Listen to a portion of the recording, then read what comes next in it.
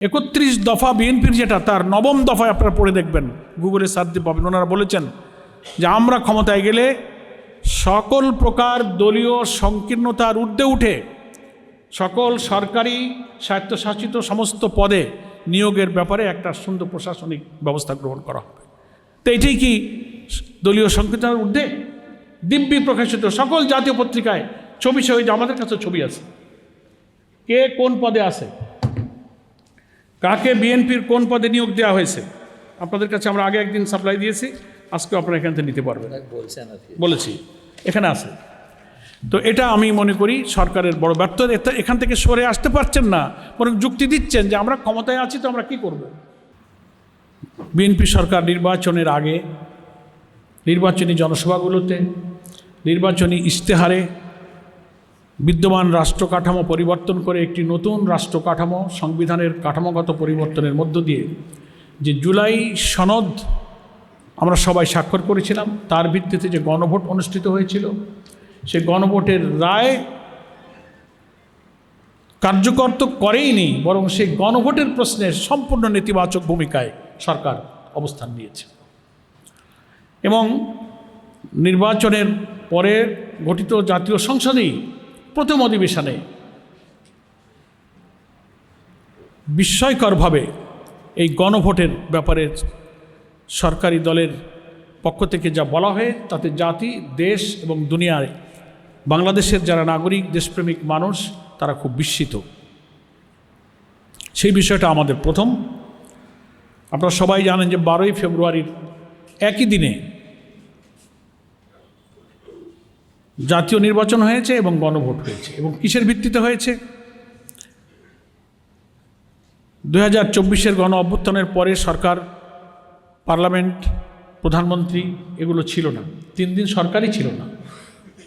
জনগণের অভিপ্রায় এবং আকাঙ্ক্ষার ভিত্তিতে যে অন্তর্বর্তীকালীন সরকার গঠিত হলো, তিনি প্রতিশ্রুতি দিয়েছিলেন যে একটা নিরপেক্ষ নির্বাচনের ব্যবস্থা করে এবং জনগণের অভিপ্রায় অনুযায়ী একটা জাতীয় ঐকমত্য কমিশন গঠন হলো এবং তার ভিত্তিতে রাষ্ট্রটাকে এমনভাবে আমরা সংস্কার করব, সংবিধানের মৌলিক কাঠামোকে আমরা পরিবর্তন করে এমন একটা বাংলাদেশ আমরা বিনির্মাণ করব, যেটা হবে বৈষম্যহীন, মানবিক, দুর্নীতিমুক্ত, বিরোধী দলের উপরে দমনপীড়ন মুক্ত, সাংবিধানিক সমস্ত পদে নিরপেক্ষভাবে নিয়োগের সাংবিধানিক ক্ষমতাসহ একটা মানবিক বাংলাদেশ নির্মিত হবে। এমনভাবে একটা রাষ্ট্র সংস্কার হবে। তার ভিত্তিতেই বিএনপি সহ ফ্যাসিবাদ বিরোধী আন্দোলনের সকল রাজনৈতিক দল আমরা সরকারের এই উদ্যোগে, অর্থাৎ অন্তর্বর্তীকালীন সরকারের উদ্যোগের সাথে ছিলাম। এবং 6টি সংস্কার কমিশন, তারপরে জাতীয় ঐকমত্য কমিশন, তারপরে জুলাই সনদ, তারপরে তার ভিত্তিতে গণভোট, এগুলো কিন্তু অনুষ্ঠিত হয়েছে। এর সাক্ষী সবাই। এবং এই গোটা প্রক্রিয়ার সাথে কিন্তু বিএনপি ছিল। এবং 13ই নভেম্বর 2025 সংবিধান সংস্কার যে আদেশটা হলো, প্রেসিডেন্সিয়াল অর্ডার, যেটাকে বলা হয় সংবিধান সংস্কার আদেশ, জুলাই জাতীয় সনদ বাস্তবায়ন আদেশ, এইটার ভিত্তিতেই একই দিনে 2টা ভোট হলো। গেজেটটা আপনারা সবাই দেখেছেন। একই দিনে জাতীয় ভোট এবং গণভোট হলো। বিএনপি এমপি হিসেবে শপথ নিল। ওই সংস্কার আদেশেই কিন্তু বলা আছে, যিনি নির্বাচিত হবেন তিনি এমপি হিসেবে শপথ নেবেন, সংস্কার পরিষদের সদস্য হিসেবে শপথ নেবেন। সংস্কার পরিষদটা কি?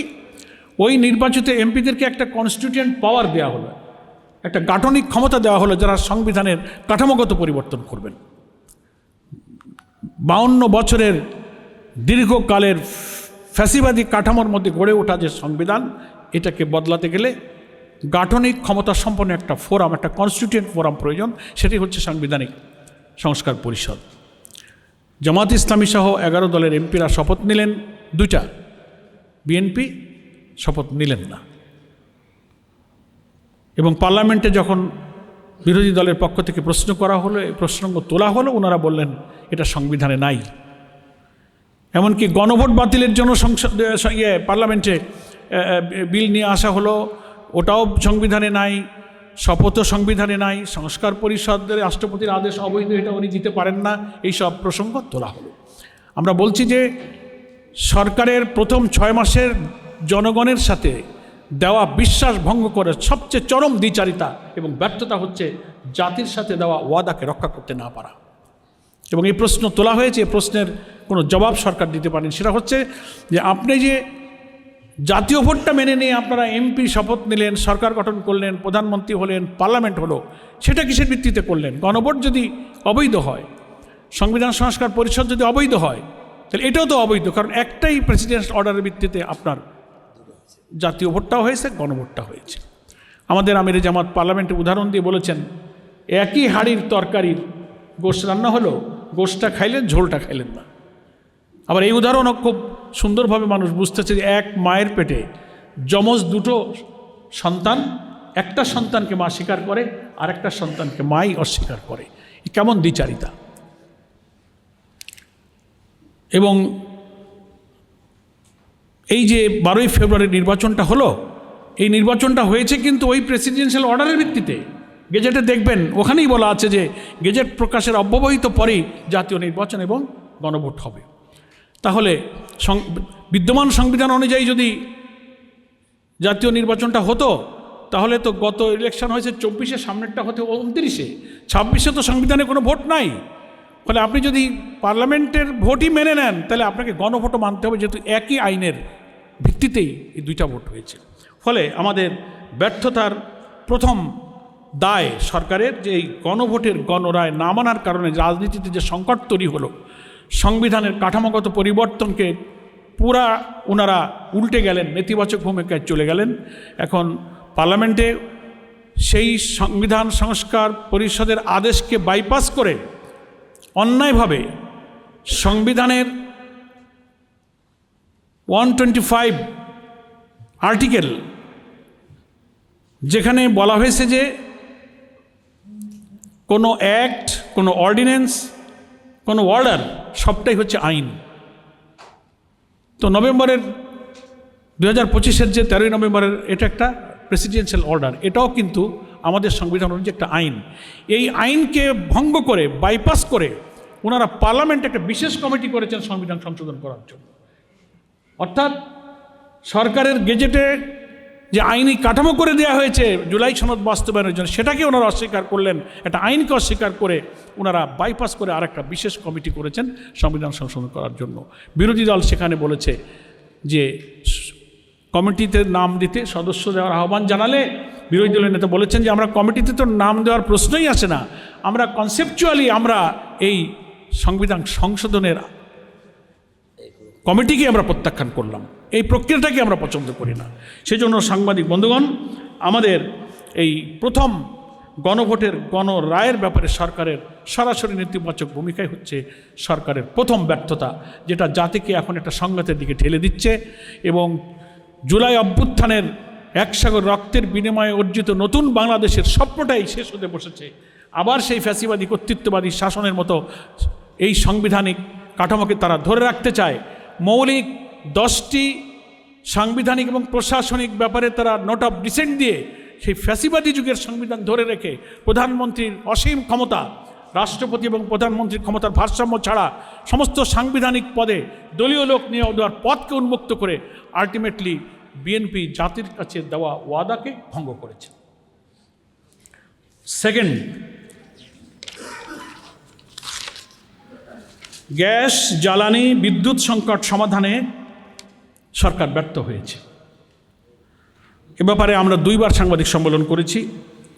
বর্তমানে বাংলাদেশের দৈনিক গ্যাসের চাহিদা হচ্ছে 3800 মিলিয়ন ঘনফুট, অথচ দেশীয় উৎপাদন ও আমদানি মিলিয়ে সরবরাহ হচ্ছে মাত্র 2700 থেকে 2800 মিলিয়ন ঘনফুট, অর্থাৎ প্রতিদিন 1000 মিলিয়ন ঘনফুট ঘাটতি রয়েছে। জ্বালানি মন্ত্রণালয় স্বীকার করেছে যে এটা দীর্ঘদিনের সমস্যা। এর প্রভাব পড়লে শিল্প, কলকারখানা, বিদ্যুৎ কেন্দ্র, সিএনজি স্টেশন এবং অন্যান্য গ্রাহকদের উপরে পড়ছে। 20টি উৎপাদনশীল গ্যাস ক্ষেত্র থেকে জুলাইয়ে দৈনিক প্রায় 1630 ঘনফুট গ্যাস পাওয়া যাচ্ছিল, কিন্তু দীর্ঘমেয়াদী সংকটের কারণে দেশীয় উৎপাদন দ্রুত বাড়ানোর সেই ফল এখনও কিন্তু দৃশ্যমান নয়। ফলে এই কারণে বিদ্যুৎ জ্বালানি সংকটের কারণে কলকারখানার উৎপাদন মালিকরাই বলছে 40% উৎপাদন কমে গিয়েছে, 20টি কারখানা বন্ধ হয়েছে, 20,000 শ্রমিক ছাঁটাই হয়েছে। প্রিয় ভাইরা আমার, এ কারণে জামাত ইসলামীর পক্ষ থেকে সুনির্দিষ্ট প্রস্তাব দেওয়া হয়েছে। পার্লামেন্টারি কমিটিতে একটা বিশেষ কমিটি হয়েছিল, সেখানে 10 দফা দিয়ে সেই সময়কার সাময়িক সংকট নিরসনে জামাত ইসলামী ভূমিকা রেখেছে। পরে আবার আমরা পরপর 2 বার যখন গ্যাসের সংকট, বিদ্যুতের সংকট, জ্বালানি সংকট, সেখানেও আমরা সুনির্দিষ্ট প্রস্তাব দিয়েছি সরকারের কাছে এটা সমাধানের জন্য। সেটা নিরসনে সরকার কোনো পদক্ষেপ গ্রহণ করেনি। এটা হচ্ছে মৌলিক ব্যর্থতার দ্বিতীয়। তৃতীয় হচ্ছে রাষ্ট্রীয় প্রতিষ্ঠান, বিভিন্ন সরকারি প্রতিষ্ঠান, স্থানীয় সরকার বিভিন্ন পর্যায়ে দলীয়করণে দলীয় নেতা কর্মীদেরকে পুনর্বাসনের একটা ক্ষেত্র বানানোর চেষ্টা করা হচ্ছে। আপনাদের মনে আছে সাংবাদিক বন্ধুগণ, এই মিলনায়তনেই সাংবাদিক সম্মেলনে আমরা আলাদাভাবে দলীয়করণের তথ্য প্রমাণ তুলে ধরেছিলাম। অন্তত 11টি সরকারি পদে, স্বায়ত্তশাসিত কর্পোরেশনে, ইলেকশন কমিশনে ছাত্রদল, যুবদল, বিএনপির নেতাদের পদ পদবি সহ আমরা আপনাদেরকে তথ্য দিয়েছিলাম। আমাদের কাছে আছে, আপনাদের কাছেও আছে। তারা নিয়োগ দিয়েছে। প্রত্যেকটি জেলা পরিষদে দলীয় লোক নিয়োগ করেছেন। 8টি উন্নয়ন কর্তৃপক্ষে দলীয় তারা নিয়োগ করেছেন। সিটি কর্পোরেশনগুলোতে দলীয় লোক নিয়োগ করেছেন। বিএনপির মহাসচিবকে প্রশ্ন করা হলে উনি বলেছেন যে সরকারে আমরা আছি, তো আমাদের লোক দেবো না তো কাদের লোক দেবো? তো কীরকম জবাব হলো? তাহলে ফ্যাসিবাদী আওয়ামী লীগকে দলীয়করণের বিরুদ্ধে আমরা যে আন্দোলন করেছি, তো সেই কথাই তো আপনি বললেন। এবং বিশ্ববিদ্যালয়গুলোতে সব ভিসিদেরকে সরিয়ে দিয়ে দলীয় পদ পদবীধারী ভিসি নিয়োগ দেওয়া হচ্ছে। আমাদের সরকারি চাকরি বাকরির নিয়ম শর্ত অনুযায়ী তিনি যদি এর পূর্বে কোনো দল সংগঠনে থাকেন, সেখান থেকে পদত্যাগ করে আসতে হয়, তার একটা সময় টাইম ডিউরেশন থাকে। ইলেকশন কমিশনের অ্যাডিশনাল সেক্রেটারি থেকে নিয়ে শুরু করে যে সমস্ত পদে নিয়োগ দেওয়া হয়েছে সরকারি পদে, তারা খোঁজ নিয়ে দেখা গেছে সেই সমস্ত পূর্বের দলীয় পদের থেকে কেউ রিজাইনও করে নাই, যায় নাই, ওনাদেরকে নিয়োগ দিয়ে দেওয়া হয়েছে। ফলে সরকারি চাকরিতে নিয়োগের জন্য মেধা, ইন্টারভিউ, যোগ্যতার কোনো দরকার নাই। বিএনপির পদ পদবি একটা বড় কোয়ালিটি। আর তারপরে সম্প্রতি বড় বড় পদে, বড় বড় জায়গায় বিভিন্ন স্বায়ত্তশাসিত প্রতিষ্ঠানে নিয়োগ দেওয়া হচ্ছে। জামাত ইসলামীকে 11 দলকে যারা বেশি গালাগালি দিতে পারবে তার তত দ্রুত প্রমোশন হয়ে যাচ্ছে। না আমার বলার দরকার নেই, আপনারা সব খবর রাখেন। সেজন্য এটা যেন মনে হচ্ছে যে বিএনপির দলের নেতাকর্মীদের একটা বেকারত্ব দূর করার, পুনর্বাসনের একটা কেন্দ্র হয়েছে সরকারি এবং সরকারি স্বায়ত্তশাসিত প্রতিষ্ঠানগুলোতে। এটা হচ্ছে সরকারের 6 মাসের তৃতীয় ফেলিওর। কারণ 31 দফা বিএনপির যেটা, তার 9ম দফায় আপনারা পড়ে দেখবেন, গুগলে সার্চ দিয়ে পাবেন। ওনারা বলেছেন যে আমরা ক্ষমতায় গেলে সকল প্রকার দলীয় সংকীর্ণতার ঊর্ধ্বে উঠে সকল সরকারি স্বায়ত্তশাসিত সমস্ত পদে নিয়োগের ব্যাপারে একটা সুন্দর প্রশাসনিক ব্যবস্থা গ্রহণ করা হবে। তো এটাই কি দলীয় সংকীর্ণতার ঊর্ধ্বে? দিব্যি প্রকাশিত সকল জাতীয় পত্রিকায় ছবি সহ, আমাদের কাছে ছবি আছে, কে কোন পদে আছে, কাকে বিএনপির কোন পদে নিয়োগ দেওয়া হয়েছে। আপনাদের কাছে আমরা আগে একদিন সাপ্লাই দিয়েছি, আজকেও আপনারা এখান থেকে নিতে পারবেন, বলেছি, এখানে আছে। তো এটা আমি মনে করি সরকারের বড় ব্যর্থতা। এখান থেকে সরে আসতে পারছেন না, বরং যুক্তি দিচ্ছেন যে আমরা ক্ষমতায় আছি, তো আমরা কি করব। কেন? এই যে জেলা পরিষদগুলোতে তো প্রশাসক ছিল, সিটি কর্পোরেশন প্রশাসক ছিল, সেটা নন পলিটিক্যাল এবং সরকারি লোক ছিল। আপনি ইলেকটেড গভর্নমেন্ট, আপনি প্রয়োজন হলে আবার ইলেকশন দিয়ে দিতেন, নির্বাচিতরা আসতো, কিন্তু তাকে সরিয়ে দিয়ে আপনি দলীয় লোক দিলেন কেন? এতেই তো মনে হয় যে আসলে আপনি দলীয়করণই করতে চেয়েছেন। না, এমন না যে সেখানে কোনো প্রশাসক নাই, এখনই একটা প্রশাসক দিতে হবে, যে কারণে দিতে হয়। প্রশাসক সব জায়গায় ছিল এবং সরকারি প্রতিনিধি সেখানে ছিল। চতুর্থ হচ্ছে আইন শৃঙ্খলা পরিস্থিতির অবনতি এত পরিমাণ হয়েছে যে সরকার আইন শৃঙ্খলাকে অগ্রাধিকার দেওয়ার কথা বলেছিল, কিন্তু দেখা যাচ্ছে ট্রান্সপারেন্সি ইন্টারন্যাশনাল সহ বিভিন্ন সংস্থার পর্যবেক্ষণে প্রথম 100 দিনেই তাদের 605টি হত্যাকাণ্ড, 294টি ছিনতাই, 196টি অপহরণ, নারী শিশু নির্যাতনের 3496টি ঘটনা রেকর্ড করা হয়েছে। এবং এই সময় দেশ ঘুরে আরও মব সহিংসতা, হত্যাকাণ্ড, মে মাস পর্যন্ত এসে আবার 915টি হত্যাকাণ্ড, 461টি ডাকাতি, 286 অপহরণ, 3277টি চুরির ঘটনা, 5448টি নারী ও শিশু নির্যাতন এবং মের এবং 2026-এ এসে 915টি হত্যা মামলা রেকর্ড হয়েছে। তো ফলে দেখা যাচ্ছে যে ক্রমশ হত্যাকাণ্ড, ধর্ষণ, ডাকাতি, ছিনতাই, নারী শিশু নির্যাতন একের পর এক বাড়ছে। এবং ক্যাম্পাসগুলোতে আপনারা দেখতে পেলেন দীর্ঘদিন এই রাজনৈতিক পরিবর্তনের পরে আমরা আশা করেছিলাম অন্তত রাজনীতিতে একটা পরমত সহিষ্ণুতা থাকবে, রাজনৈতিক দল, ছাত্র সংগঠনে আর রক্ত ঝরবে না, শারীরিকভাবে কারোর উপরে কেউ হামলা করবে না। বিএনপি, যুবদল এবং ছাত্রদল পরিকল্পিতভাবে জগন্নাথ বিশ্ববিদ্যালয়, আলিয়া মাদ্রাসা, ঢাকা কলেজ, বরিশালে বেগম রোকেয়া বিশ্ববিদ্যালয় এবং বিভিন্ন জায়গায় প্রত্যেকটি ঘটনার নিরপেক্ষ তদন্ত করে দেখা গেছে যে তারাই প্রথম শিবিরের উপর আক্রমণ করেছে। হয়তো জুলাই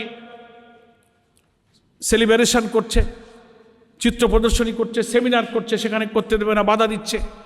জগন্নাথ বিশ্ববিদ্যালয় ক্যাম্পাসের ঠিকাদারির কাজ, নতুন কনস্ট্রাকশনের কাজ বিএনপি নিয়ে যাবে, সেখানে সংসদে আছে যোগসু, তারা বলছে না এটা নিরপেক্ষ টেন্ডারের মাধ্যমে করতে হবে, ও ঠিকাদারি তাদেরকে দিতে হবে। ব্যাস এটা নিয়ে তাদের উপরে হামলা, মারামারি, ক্যাম্পাস থেকে বের করে দেওয়া। ফলে এই যে ক্যাম্পাসকে রক্তাক্ত করা, ছাত্র সংগঠনের মধ্যে একটা সহ অবস্থান বিরাজ করছিল। ডাকসুতে যারা নির্বাচিত হলো যথেষ্ট সংযম এবং ধৈর্যের মধ্য দিয়ে তারা ক্যাম্পাসে সহিংস পরিবেশ যেন না হয় সেটাকে বজায় রাখার একটা উজ্জ্বল দৃষ্টান্ত তারা স্থাপন করার চেষ্টা করেছে। কিন্তু গ্রামে বলে না, পায়ে পাড়া দিয়ে সংঘাত বাঁধানো। ফলে এই জন্য আইন শৃঙ্খলা পরিস্থিতির অবনতি, ক্যাম্পাসকে রক্তাক্ত করা, হামলা করা এবং সেই সাথে দুঃখজনকভাবে যুক্ত হয়েছে এই সমস্ত বিশ্ববিদ্যালয় এবং শিক্ষা প্রতিষ্ঠানের শিক্ষক এবং ভাইস চ্যান্সেলররা নগ্নভাবে বিএনপি এবং ছাত্রদলকে তারা সাপোর্ট দিচ্ছে। পঞ্চম, পররাষ্ট্রনীতিতে যে দুর্বলতা দেখানো যাচ্ছে আমরা সেটা উল্লেখ করতে পারছি। বাংলাদেশ ফার্স্ট পররাষ্ট্রনীতির মূল দর্শন ওনারা ঘোষণা করেছিলেন, কিন্তু 6 মাসে অভিজ্ঞতা আমরা দেখতে পাচ্ছি যে সমন্বিতভাবে অপারেশনাল ফরেন পলিসি ফ্রেমওয়ার্কের সেই রূপ দেওয়া তাদের সম্ভব হয়নি এবং শেখ হাসিনার প্রত্যর্পণ সহ অমীমাংসিত বিষয়গুলোতে দৃশ্যমান কোনো অগ্রগতি হয়নি। এবং 16 আগস্ট পররাষ্ট্র মন্ত্রণালয়কে বলতে হয়েছে প্রধানমন্ত্রীর ভারত সফরের জন্যে আরও কন্ডিউসিভ এনভায়রনমেন্টের প্রয়োজন, অর্থাৎ ভারত সফরের সহায়ক পরিবেশ তারাও সৃষ্টি করতে পারছেন না। বাংলাদেশের প্রধানমন্ত্রীর পক্ষ থেকে সে ব্যাপারেও অক্ষমতা ব্যক্ত করা হচ্ছে। এগুলো মিন করে যে কূটনৈতিক এবং পররাষ্ট্রনীতি, ডিপ্লোম্যাটিক ক্ষেত্রেও সরকারের একটা ব্যর্থতা যাচ্ছে। 12 লক্ষ রোহিঙ্গারা আন্তর্জাতিক মানবিক সহায়তার ঘাটতি এবং সব কিছুর উপর মিলিয়ে বাংলাদেশের উপর বিরাট বাড়তি চাপ সৃষ্টি করেছে। সেক্ষেত্রেও সেই রোহিঙ্গাদের প্রত্যাবর্ষণের যে পরিকল্পনায় সরকার ব্যর্থ, এখনও সে প্রক্রিয়া শুরু করতে পারেনি। ষষ্ঠ, দ্রব্যমূল্যের চাপে সাধারণ মানুষের ক্রয় ক্ষমতা একেবারেই সংকুচিত হয়ে আসছে। আমরা এটার ব্যাপারে আলাদা সাংবাদিক সম্মেলন করেছিলাম। 400 টাকায় চলে আসছিল কাঁচামরিচের কেজি। দ্রব্যমূল্যের চার্ট সব জায়গাতেই আছেন। মূল্যস্ফীতি 9.16%, খাদ্য মূল্যস্ফীতি 8.60%, খাদ্য বহির্ভূত মূল্যস্ফীতি 9.61%। এই পর্যায়ে কিন্তু চলে এসেছে। মূল্যস্ফীতি 9.42% থেকে 9.16% নামা মানে পণ্যের দাম কমে যাওয়া নয়, বরং দাম বৃদ্ধির গতি কিছুটা কমেছে। বাস্তবে খাদ্য, বাস ভাড়া, পরিবহন, নিত্য প্রয়োজনীয় ব্যয়ের চাপ নিম্ন ও মধ্যবিত্ত পরিবারের আয়কেই ক্রমশ চাপে ফেলছে। ফলে মানুষের প্রকৃত ক্রয় ক্ষমতা কমছে এবং বাজারে সেই অনুপাতে স্বস্তি ফিরছে না। সপ্তম, ব্যাংকিং সেক্টরে চরম নৈরাজ্য এবং বিশৃঙ্খল পরিস্থিতি। এ ব্যাপারে আপনারা সবাই জানেন যে ব্যাংকিং খাতের বর্তমানের সংকট দীর্ঘদিনের, এটা আমরা স্বীকার করি। বাংলাদেশ ব্যাংকের তথ্য অনুযায়ী মার্চ শেষে খেলাপি ঋণ দাঁড়িয়েছে 5,85,704 কোটি টাকা, যা মোট ঋণের 32.26%। 3 মাসেই ঋণ খেলাপি বেড়েছে 31,487 কোটি টাকা, কিন্তু সরকারের প্রথম 6 মাসেও খেলাপি ঋণ, দুর্বল ব্যাংকের তারল্য সংকট, আমানতকারীদের আস্থাহীনতা ও উচ্চ সুদের চাপ থেকে বের হওয়ার দৃশ্যমান কোনো অগ্রগতি লক্ষণীয় নয়। একই সঙ্গে বেসরকারি খাতে ঋণ প্রবাহ দুর্বল এবং মূলধনী যন্ত্রপাতির এলসি খোলা আগের বছরের তুলনায় 20 থেকে 30% কমে গিয়েছে, ফলে নতুন বিনিয়োগ ও কর্মসংস্থান উদ্বেগজনক। এছাড়া ইসলামী ব্যাংক নিয়ে তো যা হয়েছে, অযাচিত হস্তক্ষেপ সরকারের, সরকার দলীয় হস্তক্ষেপের কারণে ব্যাংকিং খাত আরও অস্থিতিশীল হয়ে উঠেছে। এবং আপনারা সম্প্রতি জানেন যে ইসলামী ব্যাংক ডাকাতির যে বড় ডাকাত, সেই ডাকাতকে বাঁচানোর জন্য ষড়যন্ত্র হিসেবে বাংলাদেশ ব্যাংকের গভর্নর জোর করে নির্দেশ দিয়ে ব্যাংক কর্তৃপক্ষের নিয়োগকৃত আইনজীবীকে পরিবর্তন করতে বাধ্য করা হয়েছে। নেক্সট, গুম প্রতিরোধ আইন। পার্লামেন্টে অন্তর্বর্তীকালীন সরকারের যে জারি করা গুম, মানবাধিকার যে সমস্ত অর্ডিন্যান্সগুলো ছিল, সব আপনারা দেখছেন, এগুলো সব বাতিল করে। এবং স্বরাষ্ট্রমন্ত্রী ব্যাখ্যা দিচ্ছেন যে আমরা এটাকে নতুন করে আইন প্রণয়ন করব এবং একটা বিধানের মধ্য দিয়ে নিয়ে আসব। অর্থাৎ হচ্ছে কি, এটাকে পুলিশের হাতে আওতায় আবার নিয়ে যাওয়া হইতেছে। কিন্তু কমিশন থাকলে, নিরপেক্ষভাবে একটা ব্যক্তি যখন গুম হয়ে যায়, তার তদন্ত, তার নিরপেক্ষ এবং সব কিছুর ব্যাপারে কিন্তু একটা ইনসাফপূর্ণ একটা ব্যবস্থা তার ব্যাপারে ওই গুম কমিশনের মধ্যে ছিল। এটা বাতিল করার মধ্য দিয়ে হয়েছে কি, যে যারাই গুম করবে তারাই তদন্ত করবে, পুলিশের হাতে চলে গেল। এর ব্যাপারে যে কথা বলে ওনারা নতুন আইনের যে উদ্যোগ নিচ্ছেন, এটা সরকারি দলের পক্ষ থেকে বিরোধী দলের উপরে অত্যাচার, নির্যাতন এবং গুমের মাত্রা কিন্তু আরও বৃদ্ধি পাবে। আরও কয়েকটি বিষয় আপনাদের কাছে আমি পেশ করছি। কৃষি খাতের খুব চরম অবস্থা গত 6 মাসে। সেখানে সারা দেশে সার নিয়ে হাহাকার দেখা দিয়েছে। কৃষক সরকার নির্ধারিত দামের 2 থেকে 3 গুণ দাম বৃদ্ধি দিয়ে সার কিনতে হচ্ছে, সার পাচ্ছে না।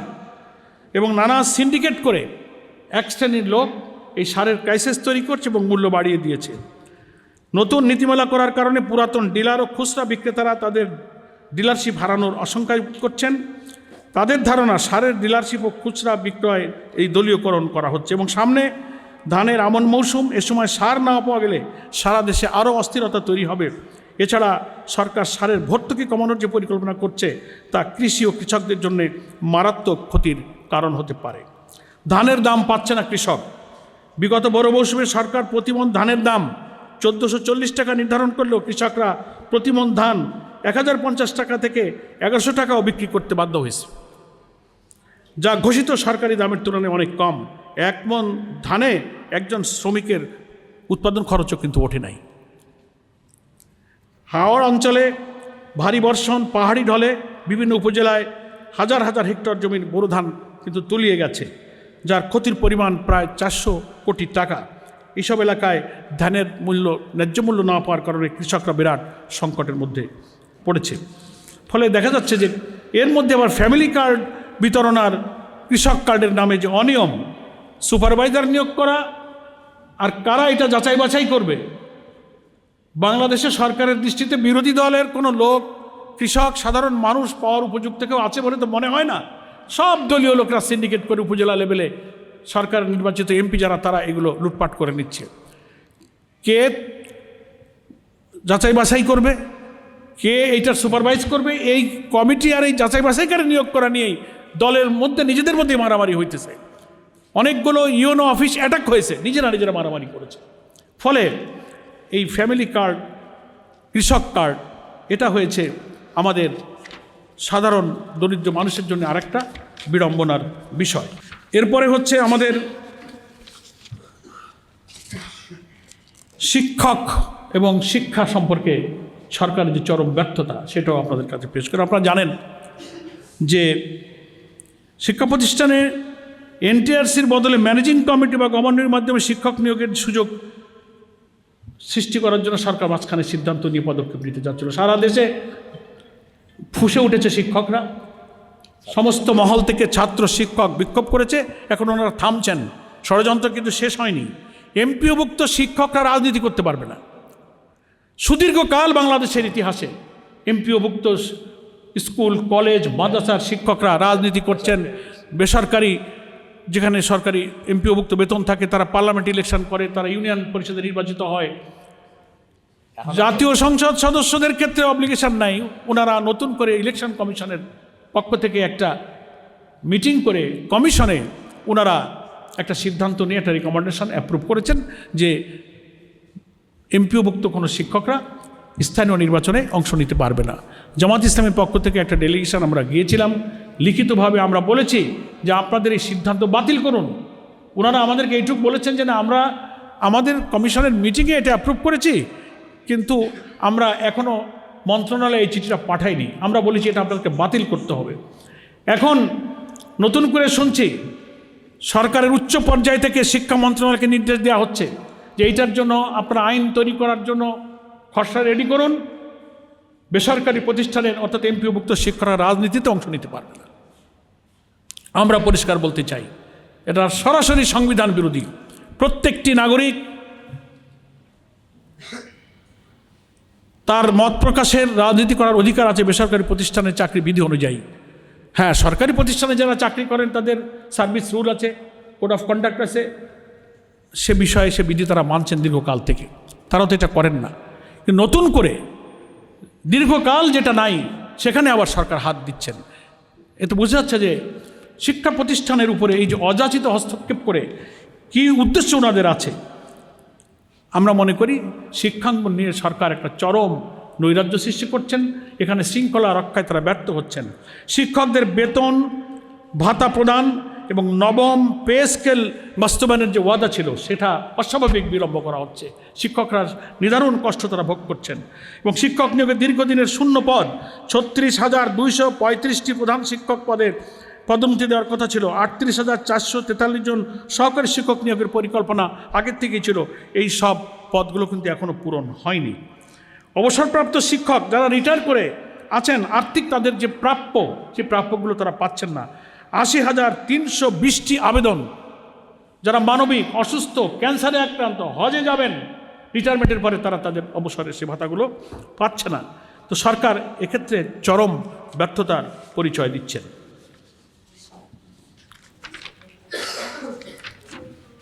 স্বাস্থ্য খাতের যে কি নৈরাজ্যের কথা তো সব টের পাচ্ছেন। স্বাস্থ্যমন্ত্রী যখনই তার মাথায় উঠতেছে এক এক জায়গায় চলে যাচ্ছে, সারাদিনের কোনো অভিজ্ঞতা খোঁজখবর নাই,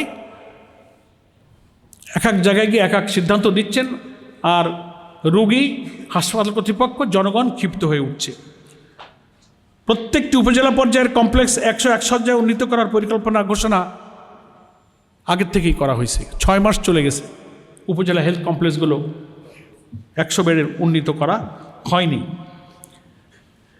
এবং চিকিৎসক এবং স্বাস্থ্যকর্মীদের ব্যাপক ঘাটতি, ঔষধ সংকট, হাসপাতালগুলো একেবারেই অব্যবস্থা, নোংরা, অস্বাস্থ্যকর পরিবেশ। আমাদের এমপি সাহেবরা যাচ্ছেন এই সিন্ডিকেট এবং দুর্নীতির জায়গায়, যখন যাচ্ছে সেখানে ওই সিন্ডিকেট দ্বারা আমাদের এমপি সাহেবরা পরিদর্শনে বাধাগ্রস্ত হচ্ছেন। হামে কি পরিমাণ শিশু মৃত্যুবরণ করলো সরকার, পূর্বে সরকারকে দোষ দিল। আধুনিক চিকিৎসা বিজ্ঞানের এত উন্নতির সময় এই সরকার কিন্তু কোনো পদক্ষেপ, কোনো ব্যবস্থা, প্রিকশন নিতে পারে নাই। আমাদের বিরোধী দলের এমপি সাহেবরা উন্নয়নের জন্য নির্বাচিত এমপি, তারা তাদের নিজেদের এলাকায় উন্নয়ন কাজ করবেন, বরাদ্দ, রাস্তাঘাট, মানুষের দারিদ্র্য বিমোচন, খাল নদী খনন, উন্নয়ন, রাস্তাঘাট, তাদের বরাদ্দের ক্ষেত্রে প্রচণ্ড বৈষম্য করা হচ্ছে। বরং বিরোধী দলের নির্বাচিত এমপিদের খবরদারি করার জন্য মহিলা সংরক্ষিত আসন, তাদের এক একজন এমপিকে তাদের মাথার উপরে বসায় দিয়ে তাদেরকে সুপারভাইজার বানানো হয়েছে। প্রচণ্ড সংবিধান বিরোধী, সম্পূর্ণ অনিয়ম, দলীয়করণের একটা নির্লজ্জ পদক্ষেপ হচ্ছে এটা। নির্বাচিত একজন এমপিকে আপনি অনির্বাচিত সংরক্ষিত আসনের একজন মহিলা, যিনি ওই এলাকার কোনো মানুষ নন, তিনি তার উন্নয়নে তদারক করবেন?